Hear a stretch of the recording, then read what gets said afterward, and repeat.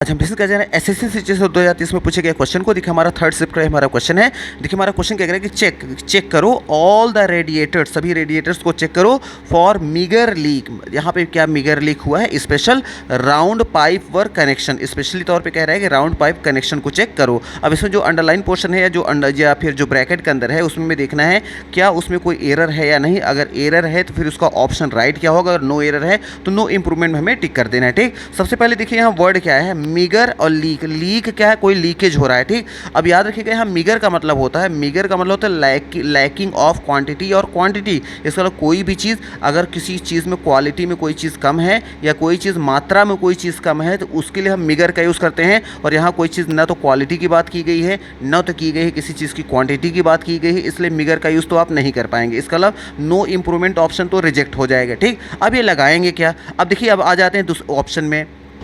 अच्छा, दूसरी तरफ ये भी देखें, देखिए यहाँ वर्ड आया है स्पेशल, तो याद रखिएगा यहाँ स्पेशल, यहाँ पे जो राउंड पाइप वर्क के पहले यहाँ स्पेशल की ज़रूरत नहीं है, बल्कि यहाँ पे स्पेशल क्या है, ये है एक एडजेक्टिव। और यहाँ पे याद रखिएगा एडजेक्टिव की ज़रूरत नहीं है बल्कि यहाँ पे एडवर्ब की ज़रूरत है। तो स्पेशल ना होकर यहाँ स्पेशली भी होना चाहिए, तो इसलिए ये भी क्या है, रिजेक्ट हो गया। अब यहाँ हमें ये देखना है कि लास्ट में स्पेशली भी होना चाहिए और इसके पहले लीक के अकॉर्डिंग जो इसका एडजेक्टिव आएगा वो सही होना चाहिए। ठीक, तो पहले ऑप्शन में आ जाते हैं। देखिए लीकेज के लिए हम याद रखिएगा स्मॉल का यूज़ करते हैं। अगर थोड़ा बहुत कहीं लीक हुआ है तो कहेंगे स्मॉल लीक है, तो स्मॉल के साथ लीक यूज़ किया है, बिल्कुल सही है। स्पेशली भी है, एडवर्ब भी आ गया है, तो हमारा ऑप्शन नंबर ए ही क्या हो जाएगा, यहाँ राइट रहेगा, इसलिए ऑप्शन नंबर ए को यहाँ पे हम टिक कर देंगे। लेकिन अदर ऑप्शन देख लेते हैं यहाँ क्यों रॉन्ग रहेगा। ठीक, स्पेशली तो यहाँ भी यूज़ किया गया है, लेकिन स्पेशली देखिए यहाँ स्पेलिंग क्या है, थोड़ा सा अलग है दोनों में। अच्छा, दोनों में अंतर क्या होता है, स्पेशली इसको आप खुद सर्च कर दीजिएगा। यहाँ फिलहाल आ जाते हैं, देखिए मॉडेस्ट।